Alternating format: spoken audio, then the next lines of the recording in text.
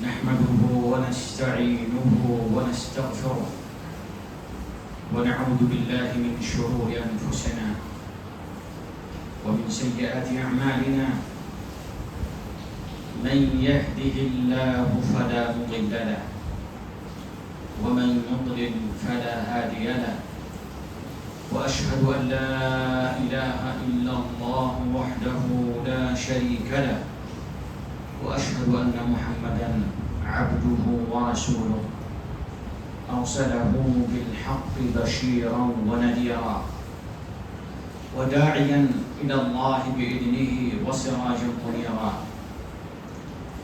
يا أيها الذين آمنوا اتقوا الله حق تقاته ولا تموتن إلا وأنتم مسلمون يا أيها الناس اتقوا ربكم الذي خلقكم من نفس واحدة وخلق منها زوجها وبث منهما رجالا كثيرا ونساء واتقوا الله الذي تساءلون به والأرحام إن الله كان عليكم رقيبا يا أيها الذين آمنوا اتقوا الله وقولوا قولا سديدا يصلح لكم أعمالكم يغفر لكم ذنوبكم ومن يطع الله ورسوله فقد فاز فوزا عظيما أما بعد فإن خير الحديث كتاب الله وخير الهدي هدي محمد صلى الله عليه وسلم وشر الأمور محدثاتها وكل محدثة بدعة وكل بدعة ضلالة وكل ضلالة في النار. معزز حاضرین جمعہ، اللہ رب العالمین کا بہت بڑا احسان اور انعام ہم پر ہے کہ اللہ رب العالمین نے ہمیں اسلام سے نوازا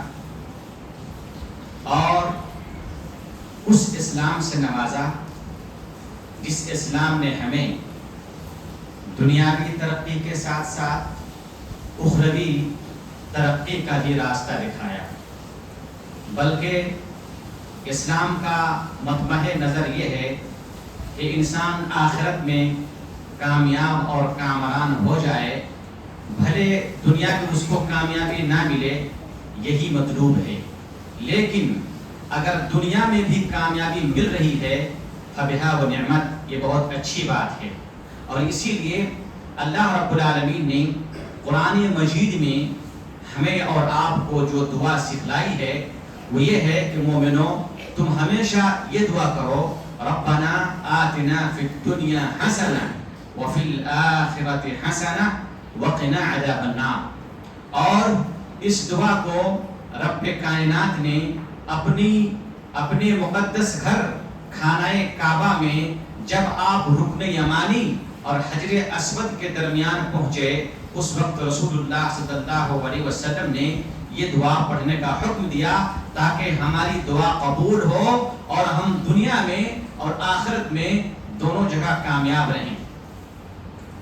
میرے بھائیوں، اللہ تعالیٰ نے ہمیں آخرت سنوارنے کی دعوت دی ہے۔ جس نے آخرت کو سنوار لیا وہی دراصل کامیاب ہے۔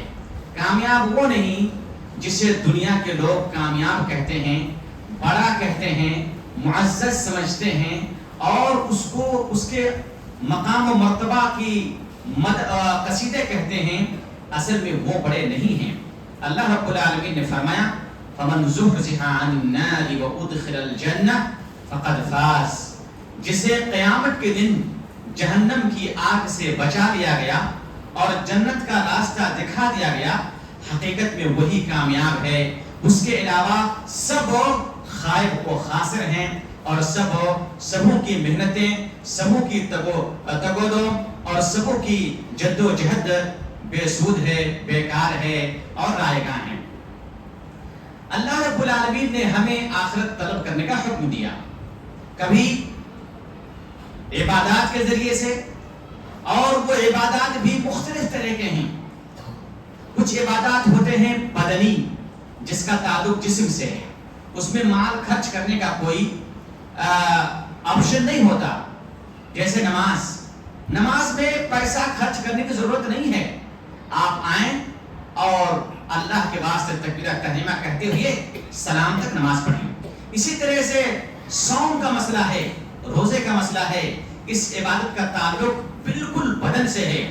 اللہ رب العالمین نے کچھ عبادتوں کو مال سے جوڑا کہ بندو اگر کہیں تمہاری بدنی عبادت میں کمزوری آ جائے تو تم مالی عبادت کے ذریعے سے اس کی تکمیل کر لو. لہذا اللہ رب العالمین نے زکوٰۃ کا سسٹم عطا فرمایا کہ لوگوں کو زکوٰۃ دے کر کے سماج و معاشرے کے غریب اور فقراء اور گدھا لوگوں کو اوپر اٹھایا جائے. اسی طرح سے اللہ رب العالمین نے کچھ ہمیں ایسے عبادات دیے جس کا تعلق مال سے بھی ہے اور بدن سے بھی ہے. جیسے حج ہے. حج میں آپ کو جسمانی صحت بھی چاہیے اور مال بھی چاہیے. الغرض آج میں جس سلسلے میں آپ لوگوں کو بتانا چاہتا ہوں وہ یہ ہے مالی عبادت. اسلام میں ایک بہت ہی اچھا طریقہ ہے مالی عبادت کا زکوٰۃ کے علاوہ, جس کا نام ہے وقف. وقف اسلام کا ایک طرائی امتیاز ہے اور جب سے اسلام کا سورج طلوع ہوا آج تک یہ سلسلہ جاری ہے اور فرمان رسول کے مطابق یہ سلسلہ قیامت تک جاری رہے گا. وقف ہوتا کیا ہے؟ وقف یہ ہے کہ جس کی تعریف میں فقہاء کرام کہتے ہیں تحبیس الاصل و تسبیل المنفع فی بر او خیر. کسی بھی اچھے کام میں, اچھے کام کے واسطے کسی سامان کو روک دینا اور اس کے جو فوائد ہیں فوائد کو عام کر دینا, فوائد کو لوگوں کے لیے جائز قرار دے دینا. اس چیز کو روک لینے کا مطلب یہ ہے کہ جب آپ نے کسی چیز کو وقف کر دیا تو اس چیز کا مالک اور دنیا میں کوئی نہیں ہے. اس کا مالک صرف جو ہے عرش والا ہے, رب کائنات ہے. اب اس میں کوئی تصرف نہیں کر سکتا, اس کو آپ بیچ بھی نہیں سکتے, اس کو آپ ہبا بھی نہیں کر سکتے اور دنیا کا کوئی انسان اس کا وارث بھی نہیں بن سکتا. وہ چیز جیسے ہے ویسے رہے گی, برقرار رہے گی. ہاں اس کے جو فوائد ہیں اس کے فوائد سے لوگ فائدہ اٹھاتے جائیں گے. آپ جس کے نام پر آپ وقف کریں گے اس کے لیے یہ فائدہ اٹھانا جائز ہوگا.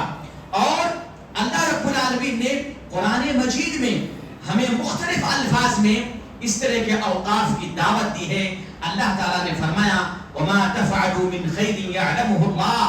اے ایمان والو, تم جو بھی خیر کا عمل کرو گے اللہ تعالیٰ اسے جانتا ہے, اسے دیکھتا ہے, اسے سنتا ہے اور اللہ تعالیٰ تمہیں تمہارے اس عمل عظیم پر اجر عظیم عطا فرمائے گا. اللہ رب العالمین نے اور فرمایا یا ایھا الذین آمنوا ارکعوا واسجدوا واعبدوا ربکم وافعلوا الخیر لعلکم تفلحون. اے ایمان والو, نماز پڑھو, ارکعوا رکوع کرو, سجدہ کرو, واعبدوا ربکم اور تم اپنے ہی رب کی عبادت کرو, شرک نہ کرو, صرف عبادت و بندگی اللہ کے لیے کرو. نماز کے بعد اللہ رب العالمین نے توحید کا تذکرہ فرمایا اور پھر توحید کے بعد اللہ رب العالمین نے کہا وَفَعَلُوا الْخَيْرِ, خیر کے کام انجام دیا کرو, خیر کے کام میں پہل کرو, خیر کے کام میں پیش قدمی کرو, آگے بڑھو. لَعَلَّكُمْ تُفْلِحُونَ. اگر ایسا کرو گے تو انشاءاللہ تم کامیاب ہو جاؤ گے, جس کا تذکرہ تھوڑی دیر پہلے ابھی ہوا. اللہ رب العالمین نے اور فرمایا وَأَنفِقُوا مِمَّا رَزَقْنَاكُم مِّن قَبْلِ أَن يَأْتِيَ يَوْمٌ لَّا بَيْعٌ فِيهِ وَلَا خُلَّةٌ وَلَا شَفَاعَةٌ. لوگوں, اور ہم نے, اللہ رب العالمین کہتا ہے ہم نے جو تم کو عطا فرمایا ہے, یعنی یہ مال و دولت اللہ کی طرف سے ہے. آپ اپنی محنت, اپنی تگودو, اپنی چالاکی, اپنی زیرکی سے مال نہیں کما رہے ہیں. اللہ رب العالمین نے آپ کے مقدر پہ, آپ کے وجود سے پہلے یہ مال لکھ دیا ہے. لہذا ہر انسان اپنے مقدر کی روزی کو حاصل کرتا ہے. اللہ کہتا ہے کہ ہم نے تمہیں جو دیا, یعنی ہم نے دیا, اس میں سے اللہ کی راہ میں خرچ کرو. اس دن آنے سے پہلے جس دن کوئی دوست نہیں ہوں گے, حبیب نہیں ہوں گے, یار نہیں ہوں گے, کوئی خرید و فروخت کا کوئی بازار نہیں لگے گا. اور اس دن کوئی شفاعت کرنے والا نہیں ہوگا. اس دن آنے سے پہلے اللہ کی راہ میں خرچ کرو مال و دولت کو, تاکہ کامیابی کے راستے پر تم آ سکو اور تمہارے لیے راستہ, جنت کا راستہ ہموار ہو جائے. اللہ رب العالمین نے اور فرمایا اِنَّا نَحْنُ نُحْيِي وَنُمِيتُ وَنَكْتُبُ مَا قَدَّمُوا وَآثَارَهُمْ وَكُلَّ شَيْءٍ أَحْصَيْنَاهُ فِي إِمَامٍ مُبِينٍ. ہم مردوں کو زندہ کرتے ہیں. وَنَكْتُبُ مَا قَدَّمُوا وَآثَارَهُمْ, اور انسان اپنی زندگی میں مستقبل کی زندگی کے لیے جو پیش کرتا ہے اس کو ہم لکھتے رہتے ہیں. آپ کے صدقات, آپ کے خیرات, آپ کے اوقاف کو اللہ تعالیٰ لکھتا رہتا ہے. آپ کہیں گے کیا یہیں سے ہمارا سلسلہ ختم؟ نہیں. وَآثَارَهُمْ, اور انہوں نے دنیا میں اپنی زندگی میں جو خیرات کیا, جو صدقات کیے, جو وقف کیا, اس کے جو فوائد ہیں, جب تک اس کے فوائد دنیا میں برقرار رہیں گے, باقی رہیں گے, اس کو بھی ہم نوٹ کریں گے. یعنی آپ کو اس کی نیکی مسلسل ملتی رہے گی جب تک آپ کے اس وقف کا وجود رہے گا. میرے بھائیوں, صحابہ کرام اور نبی کریم صلی اللہ علیہ وسلم اور تابعین نظام, مسلمانان اسلام, یہ سب کے سب ان چیزوں کو سمجھتے تھے, اور ان چیزوں کو سمجھ کر کے انہوں نے اپنی آخرت کو سنوارنے کے لیے اس کام پر پہل کیا, آگے بڑھا, اور مسلمان غرباء, فقراء, مساکین, طلاب علم, علماء, فضلاء, سماج کے غریب لوگوں کے لیے, سماج کو اونچا اٹھانے کے لیے, سماج کو کامیابی کے راہ پر لانے کے لیے, اقتصاد کو ٹھیک کرنے کے لیے, ملک کو آگے بڑھانے کے لیے گاہے بگاہے وقتاً فوقتاً یہ لوگ وقف کرتے رہے. کیوں؟ اس لیے کہ ان کو اللہ کا خوف تھا اور وہ اللہ کے کلام کو اچھی طرح سمجھتے تھے. اللہ رب العالمین نے فرمایا یا ایھا الذین آمنوا اتقوا اللہ ولتنظر نفس ما قدمت لغد. اے ایمان والو, اللہ کا خوف کھاؤ, اللہ سے ڈرو, اور تم میں سے ہر کوئی یہ دیکھے کہ ہم نے اخروی زندگی کے لیے اللہ کے سامنے کیا جمع کر رکھا ہے, کیا پیش کیا ہے, کیا ہم نے پہنچایا ہے, ہم نے کچھ ذخیرہ اندوزی کی کہ نہیں. ایک حدیث سے اس آیت کی تفسیر ہو جاتی ہے. آپ صلی اللہ علیہ وسلم نے ایک مرتبہ صحابہ کرام سے فرمایا ایکم مال وارثہ احب الیہ من مالہ. تم میں سے کون ہے وہ آدمی جو یہ بتا دے, جو یہ کہے کہ میرے پاس میرے مال سے زیادہ میرے وارثین کا مال زیادہ محبوب ہے؟ ہے کوئی؟ صحابہ کرام نے کہا کہ اللہ کے رسول, ہم میں سے دنیا کے اندر جتنے لوگ ہیں سب کے نزدیک اپنا مال زیادہ پیارا ہوتا ہے بنسبت دوسرے کے مال کے. تو اللہ کے رسول نے اس موقع پر فرمایا تھا مالک الذی قدمت, تمہارا مال وہ ہے جو تم نے پیش کیا, جو تم نے آگے پہنچایا, جو تم نے اپنے بینک میں جمع کیا, اللہ کے بینک میں, اللہ کے کھاتے میں, جنت کے واسطے تم نے جو پہنچایا وہ تمہارا مال ہے. وما ترکتا, اور تم نے جو چھوڑا وہ تمہارے وارثین کا مال ہے. لہذا لوگوں یہ مت دیکھو کہ تمہارا مال کتنا ہے, تمہارے وارث کا مال کتنا ہے, بلکہ یہ دیکھا کرو کہ آپ کا مال کتنا ہے, آپ نے کیا جمع کیا, آپ نے کیا کیا. میرے بھائیوں, انہی تمام چیزوں کو سمجھتے ہوئے صحابہ کرام, اللہ کے رسول صلی اللہ علیہ وسلم خود اور صحابہ کرام نے وقف کا سلسلہ شروع کیا. اب آئیے دیکھتے ہیں جناب محمد الرسول اللہ صلی اللہ علیہ وسلم نے اور صحابہ کرام نے کس طرح سے وقف کے اس سلسلے کو آگے بڑھایا اور ہمارے لیے خیر و برکت کا پیغام دیا, تاکہ ہمارے سماج کے جو غریب, جو فقراء, جو مساکین, جو کمزور طبقہ کے لوگ ہیں ان کے ساتھ, ان کو بھی ہم سماج کے ساتھ لے کر چلیں اور آخرت میں ہم سب کامیاب ہوں. آئیے آپ صلی اللہ علیہ وسلم مکہ چھوڑ کر مدینہ آتے ہیں اور سب سے پہلے مقام قباء میں 14 دن قیام فرماتے ہیں. اس 14 دن کے ایام میں آپ نے یہ نہیں سوچا مجھے گھر بنانا ہے, آپ نے یہ سوچا کہ مجھے آخرت میں گھر بنانا ہے, آخرت کی تیاری کرنی ہے. آپ صلی اللہ علیہ وسلم نے ان 14 دنوں کے اندر مسجد قباء تعمیر فرمائی. جب مسجد قباء تعمیر فرمائی تو وہ مسجد کی زمین وقف کی زمین تھی. یہ اللہ کے واسطے اہل خیر نے، مسلمانوں نے، قباء والوں نے جناب محمد رسول اللہ صلی اللہ علیہ وسلم کو سپرد کر دیا. کہا کہ سرور کائنات آپ مسجد بنائیں گے، یہ ہمارے لیے سعادت کی بات ہے کہ ہماری زمین پہ مسجد بنے گی جہاں لوگ نماز پڑھیں گے، قرآن کریم کی تلاوت کریں گے اور ذکر و اذکار کریں گے، یہاں رسول پر درود بھیجیں گے، یہاں لوگ اپنے لیے دعا کریں گے. اس کا ہر نماز، ہر عبادات، ہر دعا کے بدلے میں مجھے بھی نیکی ملتی رہے گی. لہذا وقف کی مسجد، وقف کی زمین پہ مسجد قباء تعمیر ہوئی. آپ صلی اللہ علیہ وسلم مدینہ پہنچتے ہیں. اس وقت قباء اور مدینے کا اندر آ گیا ہے. اس وقت قباء مدینے سے باہر تھا. مدینے میں آپ گئے. آپ صلی اللہ علیہ وسلم کی اونٹنی بیٹھ گئی سہل اور سہیل کی زمین پہ. اللہ کے رسول نے کہا مسجد یہی تعمیر کرنی ہے. آپ نے کوئی اور چیز تعمیر نہیں کی، اپنے گھر کی فکر نہیں کی، اپنے کھانے پینے کی فکر نہیں کی، اپنے جوڑے کی فکر نہیں کی، اپنے بیویوں کا گھر بنانے کی فکر نہیں کی. آپ نے اللہ کے گھر بنانے کی فکر کی. اور اللہ کے رسول نے فرمایا بنو نجار کے لوگوں سے، اے بنو نجار کے لوگوں، یہ زمین سعد اور سہیل دو یتیم بچے کی زمین ہے، مگر میں فری میں لینا نہیں چاہتا ہوں. سامنونی حاجتکم یا بنی نجار، بنو نجار اللہ کے واسطے اس میں گھر بنانا چاہتا ہوں، اللہ کی مسجد تعمیر کرنا چاہتا ہوں. تم لوگ مجھ سے اس زمین کا سودا کر لو، کتنا چاہیے. ایک روایت میں ہے بنو نجار نے کہا اللہ کے رسول یہ آپ کیا بات کر رہے ہیں، ہم زمین بیچیں گے اللہ کے گھر کے لیے، وہ بھی پیسے کے عوض میں؟ ایسا نہیں ہو سکتا.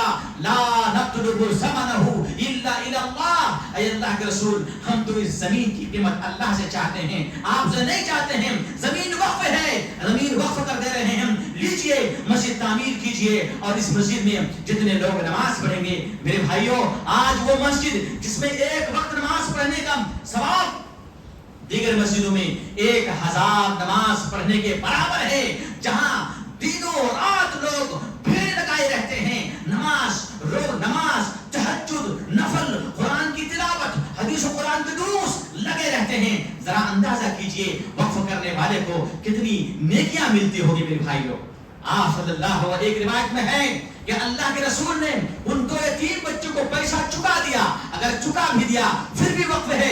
گویا کہ اللہ کے رسول نے زمین خرید کر کے اللہ کے راہ پہ وقف کر دیا کہ میری طرف سے وقف ہے.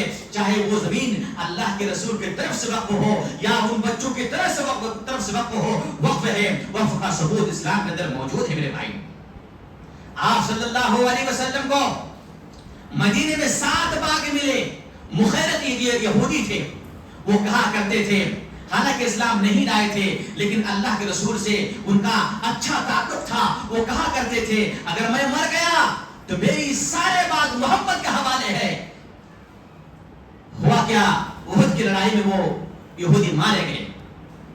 جب مارے گئے تو اللہ کے ان کے بیٹوں نے کہا تھا کہ میرے باپ نے کہا تھا کہ 7 باغ یہ جناب محمد رسول اللہ افضل البشر کے حوالے کرنا ہے. آپ کو جب باغ ملے تو مالک کون ہوئے؟ آپ صلی اللہ علیہ وسلم مالک ہو گئے. آپ نے ایک ایک کر کے ایسا نہیں کہ مٹھی باندھ کے رکھا. اللہ کے رسول سرور کائنات ہمارے اور آپ میں مقتدا، ہمارے اور آپ کے رسول آپ صلی اللہ علیہ وسلم نے مٹھی کھولی اور کہا مسلمانوں یہ 7 باغ کی مجھے کوئی ضرورت نہیں ہے. ضرورت اگر ہے تو مجھے اللہ کے باغ کی ضرورت ہے. لہذا اللہ کے اس باغ کے عوض میں 7 باغ کو بیچ رہا ہوں. اس کے عوض میں لے لو مسلمانوں، تمہارے لیے وقف ہے. ایک ایک کر کے آپ نے 7 باغ کو اللہ کی راہ پہ قربان کر دیا اور مسلمانوں کو عطا فرما دیا. میرے بھائیوں حضرت عمر فاروق رضی اللہ تعالیٰ عنہ کو اللہ کے رسول کے اور اوقاف ہے، وہ مختصر ہے ورنہ بیان کرتا میں. عمر فاروق رضی اللہ تعالیٰ عنہ کو خیبر میں زمین ملی جس کا نام سمغ ہے. زمین ملی اور یہ بہت ہی اچھی زمین تھی، زرخیز زمین تھی عرب کے زمین میں. عمر فاروق رضی اللہ تعالیٰ عنہ دوڑ کر آتے ہیں سرور کائنات کی خدمت میں، کہتے ہیں اللہ کے رسول مجھے جو زمین ملی ہے بہت ہی فرٹیلائزر زمین ہے، بہت ہی زرخیز زمین ہے. میں چاہتا ہوں اس زرخیز اور لہلہاتی کھیت کو میں اللہ کے راہ پہ دے دوں. اللہ کے رسول نے کہا ان شئت فحبس اصلها وسبل منفعتها. اللہ کے رسول نے کہا اے عمر اگر چاہو تو اس کو وقف کر دو، یعنی اس کے اثر کو، یہ اثر ہمیشہ برقرار رہے گی اور اس کے فوائد مسلمانوں کو جائے گا، فائدے جائیں گے. تو عمر فاروق نے اس کو وقف کر دیا، یعنی اس کو کوئی بیچ نہیں سکتا، اس کو کوئی وارث میں لے نہیں سکتا، اس کو کوئی ہبا نہیں کر سکتا، اس کو کوئی چھیڑ چھاڑ نہیں کر سکتا. جب تک سورج مغرب میں طلوع نہ ہو جائے اس وقت تک اس زمین کا مالک کوئی ہو نہیں سکتا، تصرف نہیں کر سکتا. اس کا مالک اللہ رب العالمین ہے، وہ اور اس کے فوائد مسلمانوں کے لیے ہے. عمر فاروق نے اللہ کی راہ وقف کر دیا. آپ کو معلوم ہے جب مسلمان مدینہ تشریف لے کے آئے، پینے کے لیے کوئی چیز، پینے کا پانی میسر نہیں تھا، سب کھارا پانی تھا. اللہ کے رسول نے کہا کہ اے لوگوں، مدینے کا ایک یہودی ہے جس کے پاس ایک کنواں ہے جہاں میٹھا پانی ہے، ہم لوگ میٹھا پانی کے لیے ترستے ہیں، اور وہ یہودی پانی بیچتا تھا. ایک مشکیزہ پانی ایک مد کھجور کے عوض میں بیچا کرتا تھا. اللہ کے رسول کو ترس آیا، میرے صحابہ اگر ایک مد میں ایک مشکیزہ پانی خریدے گا مسلمان کمزور ہو جائیں گے، ان کے اقتصادی حالات بالکل نیچے آ جائے گی، ان کی GDP ختم ہو جائے گی. اللہ کے رسول نے ندا لگائی، اور میرے صحابہ کرام کون ہے تم میں سے جو بیر روما کو یہودی سے خرید کر کے مسلمانوں میں وقف کر دے؟ مسلمانوں، ان کا خون آج ہمارے رگوں میں چل رہا ہے، ہم انہی کے نسل سے ہیں، ہم انہی کے اقتدا پہ ہیں. اور اللہ کے رسول نے ان کی اقتدا کرنے کے لیے کہا ہے. عثمان غنی رضی اللہ تعالی عنہ کھڑے ہوتے ہیں اور کہتے ہیں، اس سے پہلے اللہ کے رسول نے فرمایا، کئی طرح کی روایتیں ہیں، من اشترى بیر روما فلہ الجنہ. کون ہے تم میں سے جو بیر روما کو خرید کر کے مسلمانوں کو وقف کر دے، اللہ تعالیٰ اس کو عوض میں جنت عطا فرمائے گا. عثمان غنی رضی اللہ تعالیٰ عنہ کھڑے ہوتے ہیں اور کہتے ہیں اللہ کے رسول میں خرید کر کے مسلمانوں کو وقف کر دوں گا. عمر فاروق رضی اللہ تعالیٰ عنہ، عثمان غنی رضی اللہ تعالیٰ عنہ نے بیر روما کو 35,000 درہم سے 35,000 درہم سے خرید کر کے مسلمانوں میں وقف کر دیا. مسلمانوں کے چہروں پہ خوشیوں کی لہر دوڑ گئی، مسلمان خوش ہو گئے اور پانی مدینے میں ٹھنڈا میٹھا پانی پینے کا بندوبست ہو گیا. میرے بھائی وقف کر دیا. میرے بھائیوں، اسی طرح سے عثمان غنی رضی اللہ تعالیٰ عنہ کے بارے میں آتا ہے، اللہ کے رسول صلی اللہ علیہ وسلم چھوٹی مسجد بنائی تھی، مسجد نبوی.